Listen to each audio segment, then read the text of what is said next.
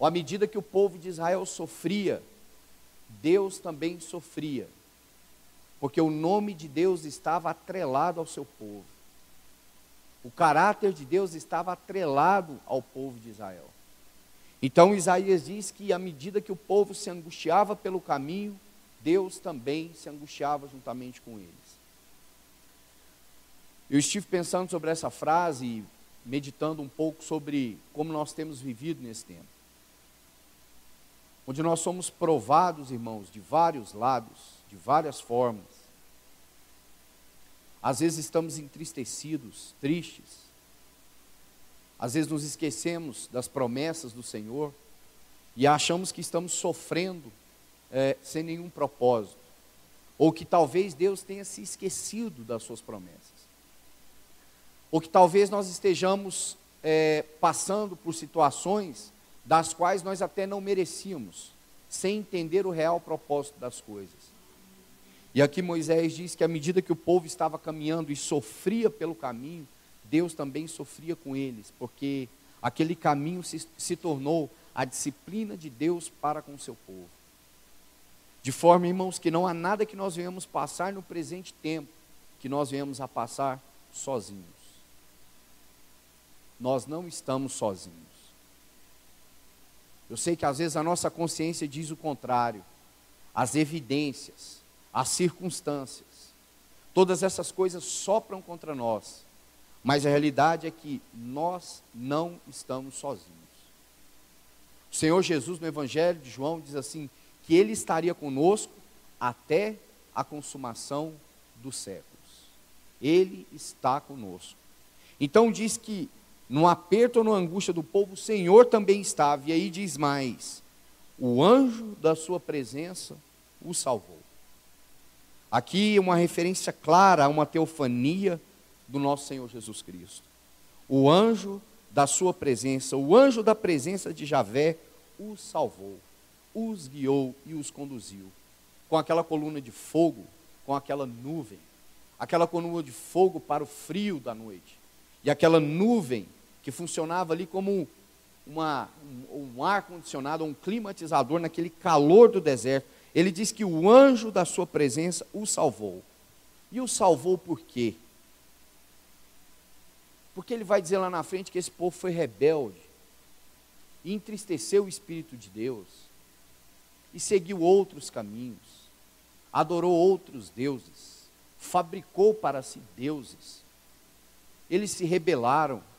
Se você ler a história, diz que eles começaram a sentir saudades do Egito, da comida que eles tinham lá, da segurança que eles tinham lá. Porque se pelo menos eles viviam como escravos numa terra, havia um rei, havia um exército que pudesse defender aquele país. Mas agora eles estão como estrangeiros no mundo, sem segurança nenhuma, sem nada em que se apoiar. Então aqui diz que o Senhor o salvou. Agora, por que o Senhor o salvou? Então ele diz assim, pelo seu amor.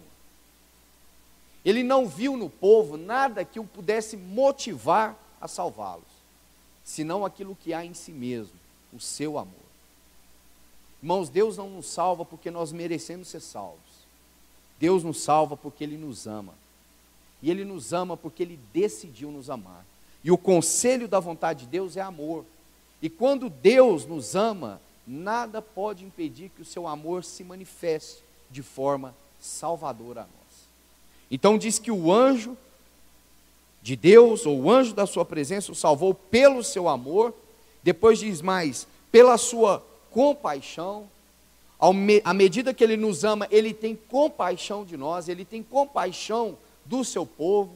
Ele ama o seu povo, se compadece do seu povo, e diz mais, Ele os redimiu, ou Ele fez deles uma propriedade particular, que é isso que Pedro vai dizer na sua epístola, que nós somos um povo de propriedade exclusiva de Deus, que nós fomos por Deus comprados pelo sangue de Cristo na cruz do Calvário, e o sangue não apenas nos dá, ou dá a Deus a possessão do seu povo, mas também nos limpa, nos redime de todo o pecado.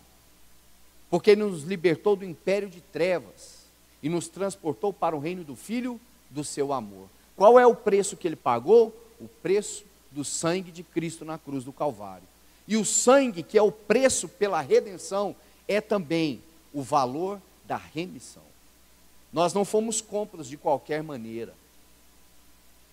O Senhor nos comprou no mercado de escravos, mas quando Ele nos compra, Ele nos faz santo por causa do sangue do seu Filho derramado em nosso favor. E é isso que a Escritura diz, Ele nos amou, Ele amou aquele povo, Ele os salvou pela sua compaixão, e aí diz que Ele os redimiu, ou seja, Ele limpou toda a nódia, Ele limpou toda a mancha, Ele tirou de nós toda a culpa pelo pecado, é isso que está dizendo, Ele os remiu, e aí mais, diz o final do versículo 9, os tomou e os conduziu todos os dias, desde a antiguidade. Ele os tomou.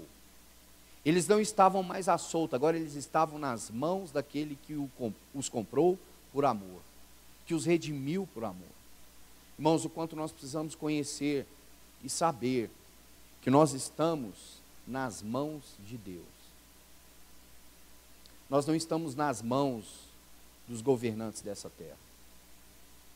Nós não estamos nas mãos de boas notícias, ou que nós precisamos de boas notícias.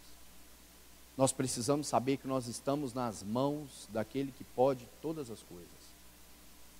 O escritor aos Hebreus vai dizer que a palavra de Deus tem sustentado o universo que Ele criou.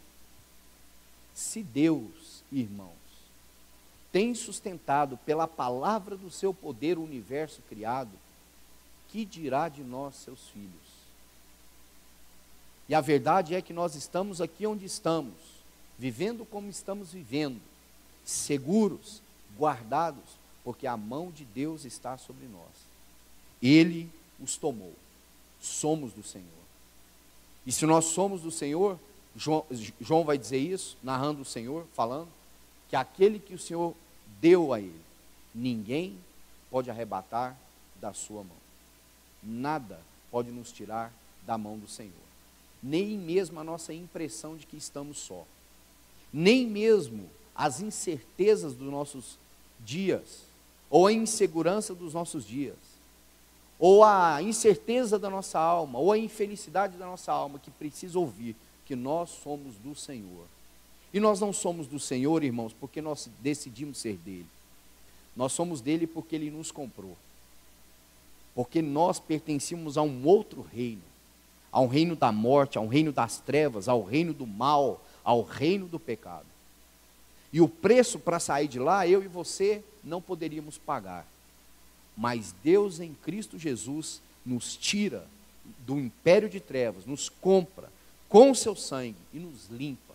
Não para vivermos para nós mesmos, mas para vivermos para o Senhor. Porque agora diz a Escritura, nós somos dele. Então diz que ele os tomou e os conduziu. Veja que maravilha. O Senhor só não nos toma, mas ele também nos leva, nos ensina o caminho, porque nós não sabemos por onde andar. Por isso ele diz assim, eu sou o caminho, a verdade e a vida. Ele diz que ele é a porta, e a porta nós temos que entrar. Então ele diz que ele nos conduzia todos os dias, desde a antiguidade. Não houve um dia que o povo de Deus pudesse estar disperso, sem a sua presença, sem o seu cuidado, sem a sua boa mão, sem a sua benignidade se manifestando, sem a sua glória se manifestando entre eles, sem o seu amor, sem a sua compaixão, sem a sua misericórdia. Irmãos, se nós pudéssemos ou suportássemos viver um único dia sem a misericórdia do Senhor, nós seríamos fulminados. Mas quantas vezes nós passamos os nossos dias sem nos lembrar do favor do Senhor, sem nos lembrar da sua bondade, da sua benignidade, da sua misericórdia. A palavra de Deus diz que as misericórdias do Senhor se renovam todas as manhãs. Sabe qual é a verdade acerca desse texto? É que todas as manhãs as misericórdias de Deus se farão novas. O detalhe é se nós estamos apercebidos disso, se nós estamos louvando a Deus por isso, se nós estamos engrandecendo o nome do Senhor por isso. Como diz aqui no versículo 7, se isso tem sido a nossa celebração, ou se nós temos nos esquecido disso. Então, como ele no versículo 7 diz, nós devemos celebrar as benignidades do Senhor, as suas muitas misericórdias para com o seu povo. Por quê? Porque além de nos amar, irmãos, além de nos salvar com compaixão e de nos redimir e de nos conduzir, Ele está conosco todos os dias.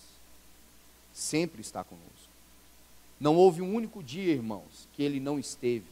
Ele sempre está. Pode parecer que tudo fale contra isso, mas a palavra de Deus nos diz que Ele conduziu o seu povo. E o verso 10 introduz uma nota negativa, dizendo que parte daquele povo foi rebelde e entristeceu ou contristaram o seu espírito. Agora veja, pelo que se lhes tornou em inimigo, e ele mesmo pelejou contra eles. Que texto impressionante. Porque aqui diz que o povo foi rebelde e contristou o Espírito Santo de Deus. Mas ainda assim, na rebeldia do povo, olha o que o texto vai dizer: o Senhor se lhes tornou inimigo, e ele mesmo foi pelejar contra o seu povo. Irmãos, que impressionante é isso. Todas as vezes que nós nos rebelamos contra Deus, e aqui no contexto, nos rebelar contra Deus está em não dar graças a Deus, em não celebrar o seu nome, em não celebrar as suas misericórdias, a sua benignidade, sabendo o alto valor que Ele nos comprou. Diz o texto aqui que eles se tornaram rebeldes e contristaram. Quantas vezes nós somos advertidos no Novo Testamento: não entristeçais o Espírito, não apagueis o Espírito. E aqui diz que eles se tornaram rebeldes porque eles entristeceram o Espírito, e na sua rebeldia algo lhes aconteceu. Diz o texto que o Senhor se tornou para eles como inimigo e passou a pelejar contra eles. Irmãos, é por isso que o caminho do rebelde é um caminho de muita dificuldade, porque o inimigo do rebelde é o próprio Senhor. O inimigo do rebelde é Deus que coloca-se à frente dele. Diz o texto aí que o Senhor foi pelejar contra esse povo que se rebelou. Engraçado, irmãos, que o Senhor podia ter entregado esses rebeldes de outra maneira, mas o Senhor tem um compromisso com a sua palavra, porque diz aqui que o Senhor pelejou contra eles, para que eles pudessem ser demovidos da sua rebeldia. Ó, irmãos, quantas vezes o Senhor tem pelejado contra nós, quantas vezes o Senhor tem vindo a nós e realmente lutado conosco, por causa da nossa rebeldia, por causa da dureza do nosso coração, por causa da nossa cerviz que não se dobra, por causa do nosso coração que não se rende. Diz o texto então que o Senhor se tornou para eles como um inimigo. Que nota triste, porque o Senhor era pelo seu povo, mas agora Ele tem que pelejar contra uma parte do seu povo que se rebelou. Então o verso 11 diz assim: o povo se lembrou dos dias antigos de Moisés. Ah, irmãos, que bênção é para nós, porque esse povo podia se lembrar dos dias antigos de Moisés, e eles fazem essa declaração: onde está aquele que fez subir do mar o pastor do seu rebanho?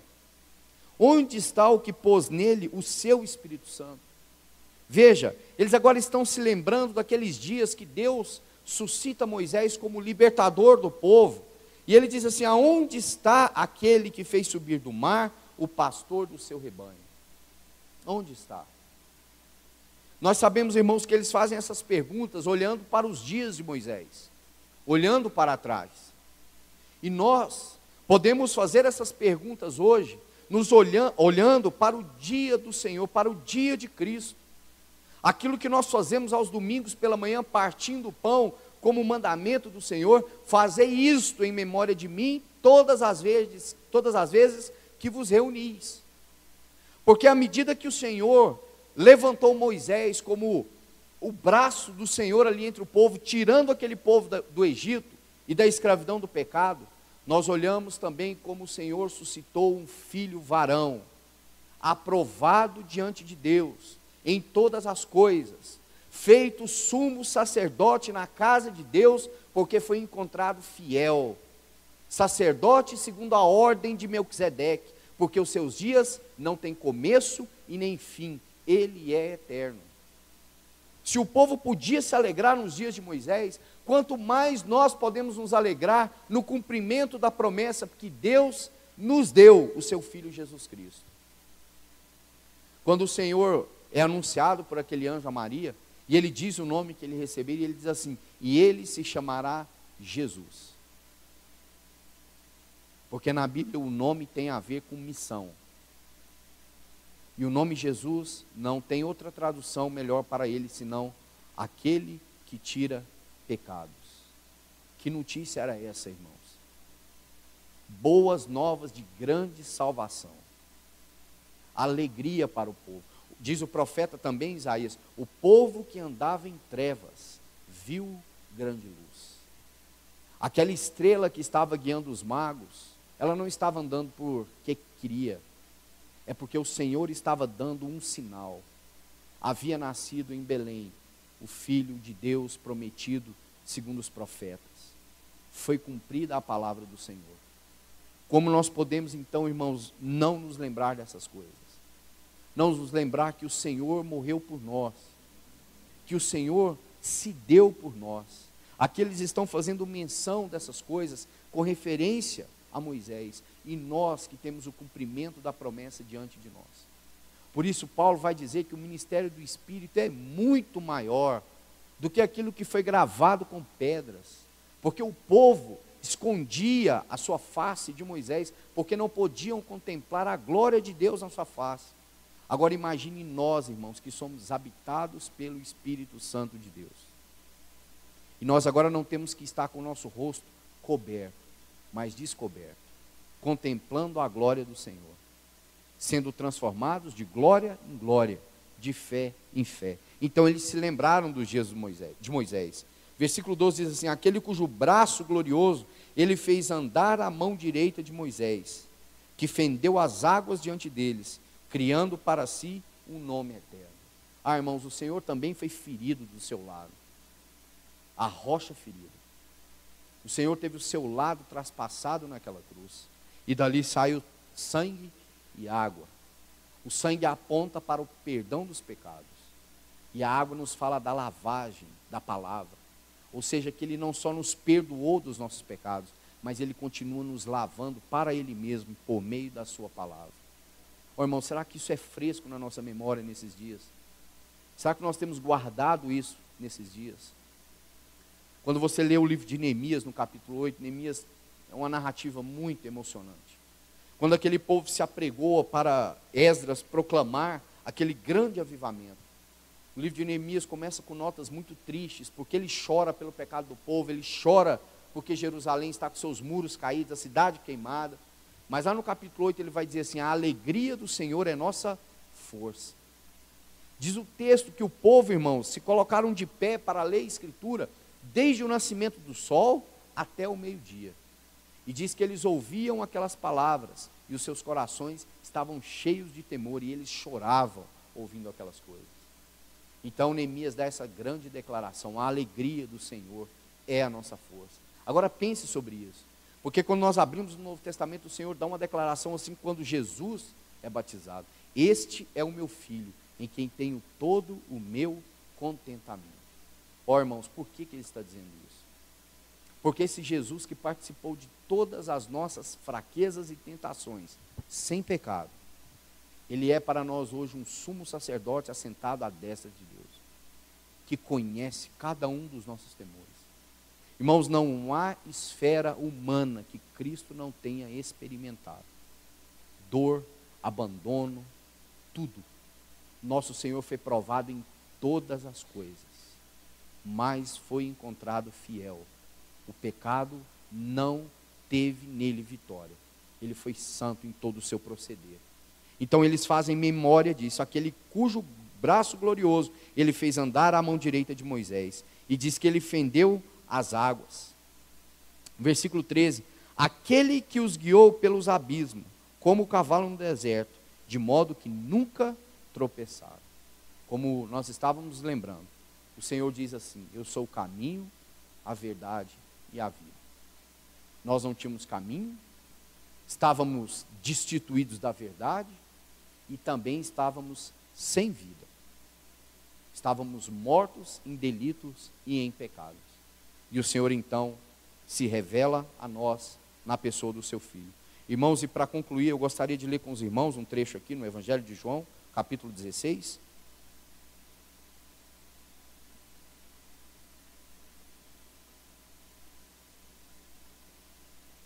Você sabe que esse capítulo está dentro daquele discurso do cenáculo. O Senhor está caminhando como aquele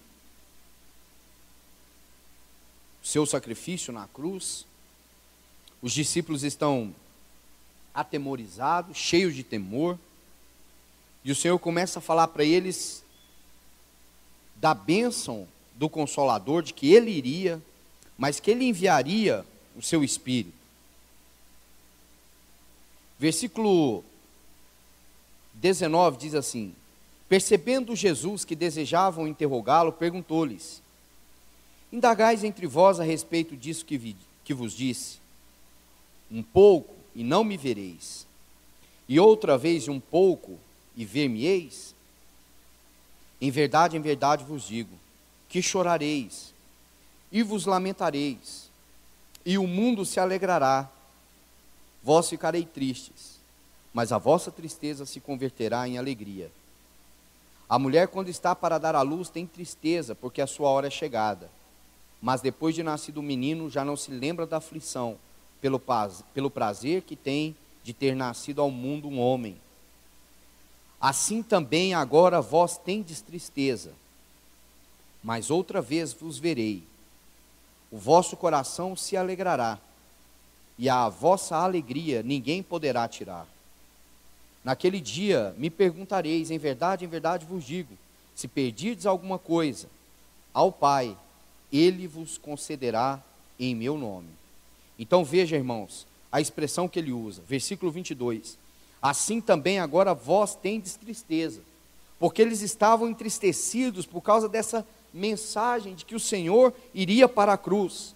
E ele diz assim: mais outra vez os verei, porque ele sabia da promessa de que o Senhor ressuscitaria ao terceiro dia. E ele diz assim: e o vosso coração se alegrará. E ele diz assim: e a vossa alegria ninguém poderá tirar. Irmão, se você ler esse capítulo 14, 15, 16 e 17, nós precisamos chegar à seguinte conclusão: a vida cristã que não é regada à alegria é um contrassenso à Escritura. O cristão que não tem uma vida alegre no Senhor é uma dicotomia.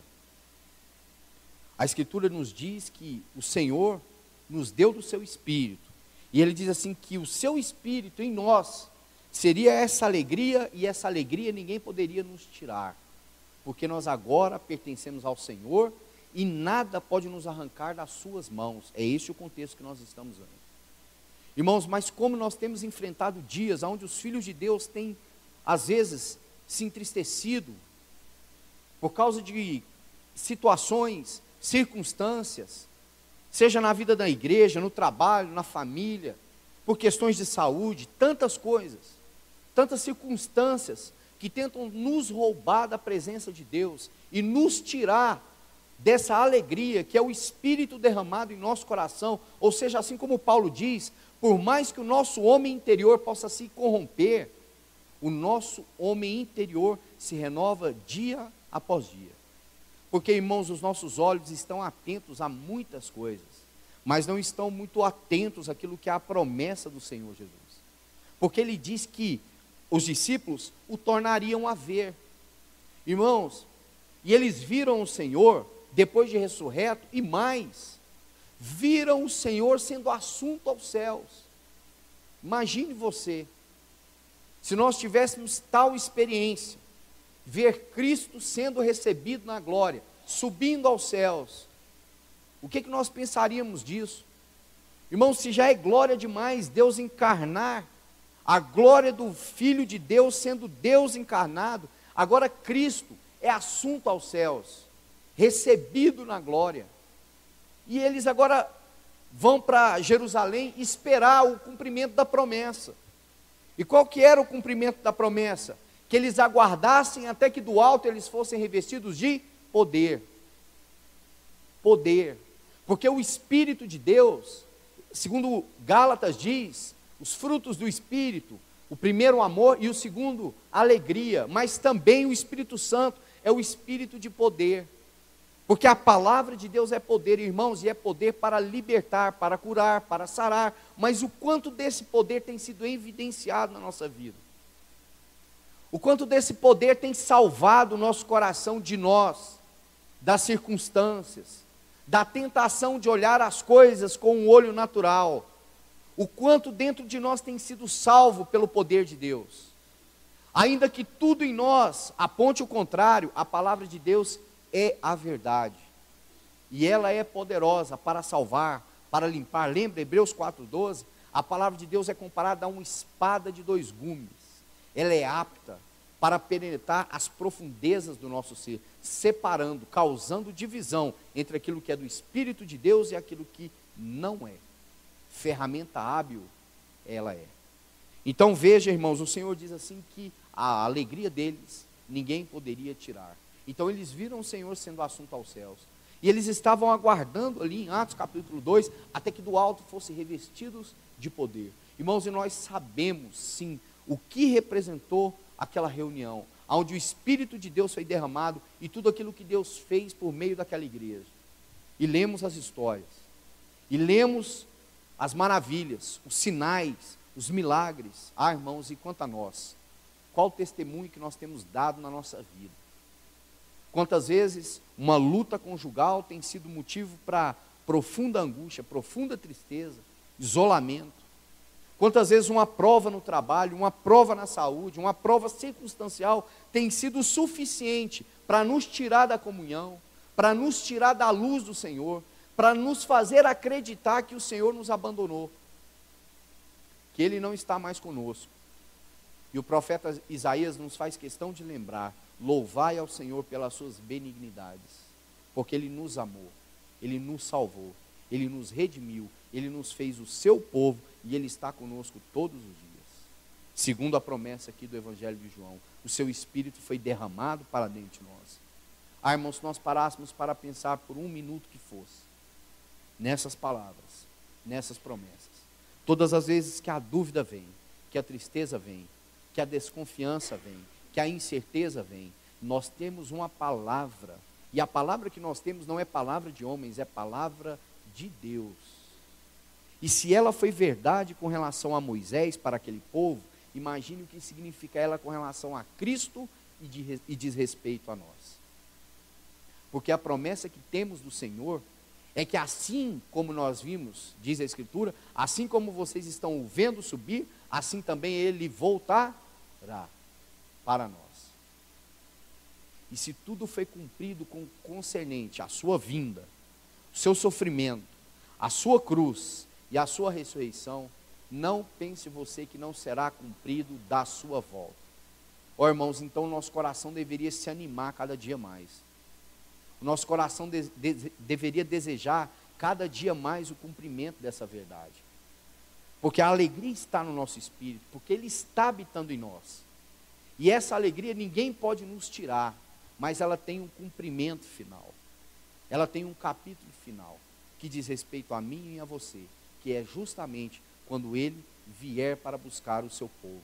Quando Ele se manifestar, cheio de glória, cercado de miríades de anjos, e nós o receberemos. E diz João que nós o veremos e o conheceremos, assim como dele somos conhecidos. Veremos então Ele face a face. O privilégio que não tivemos em carne. Mas a Bíblia diz assim: bem-aventurado os que não viram, mas creram.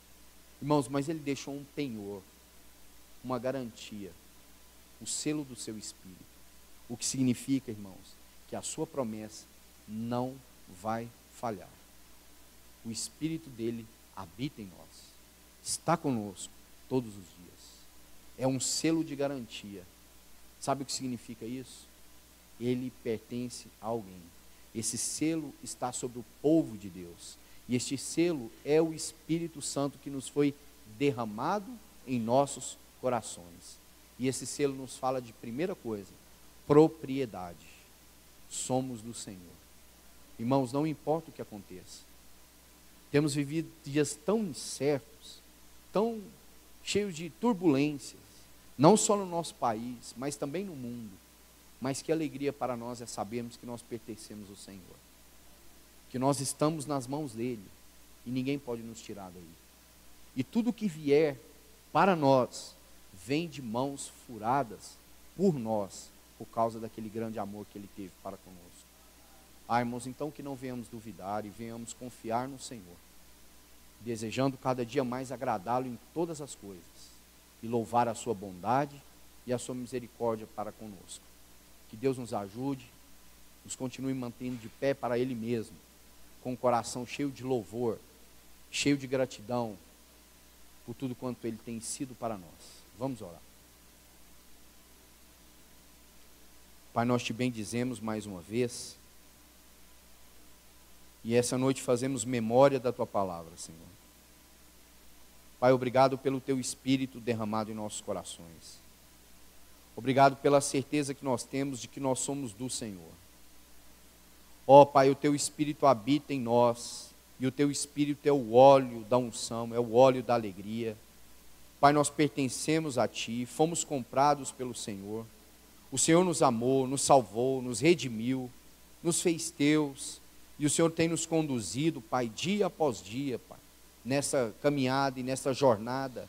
Ó Senhor, e agora nós não temos mais em vistas não somente uma terra prometida, mas um Rei que vem, o Senhor Jesus. Ó Pai, ajuda-nos nessa hora. São muitos temores por dentro, por fora, mas Senhor, recobra a nossa consciência, que nós possamos nos voltar à Tua palavra esses dias, ó Deus, vendo o quanto o Senhor nos prometeu, dizendo que não nos deixaria, que estaria conosco até a consumação de todas as coisas. Senhor, nós queremos nos agarrar à Tua palavra nesses dias. Senhor, por mais que tudo ao nosso redor conspire contra, nós queremos agarrar a verdade, a Tua palavra é a verdade. Senhor, nós queremos ouvir a Tua voz no nosso espírito, queremos ouvir o Senhor. Então, Pai, continua abrindo a Tua palavra para nós, Senhor. Nós precisamos de Ti, Senhor.